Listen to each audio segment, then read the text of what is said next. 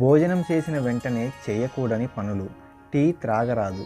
భోజనం తర్వాత తాగే టీ వల్ల పెద్ద మొత్తంలో యాసిడ్ రిలీజ్ అయ్యి ఆహారం జీర్ణం అవ్వటం కష్టమవుతుంది. సిగరెట్ కాల్చరాదు. భోజనం తర్వాత కాల్చే ఒక సిగరెట్ 10 సిగరెట్లతో సమానం. ఫలితంగా క్యాన్సర్ లాంటి జబ్బులు వచ్చే అవకాశం ఉంది. పండ్లు తినకూడదు. భోజనం తర్వాత పండ్లు తింటే కడుపుతో మొత్తం గాలితో నిండిపోతుంది. ఒకవేళ తినవలసి వస్తే భోజనానికి ముందు కానీ తర్వాత కానీ తినడం మంచిది. బెల్ట్ లూజ్ చేయకూడదు.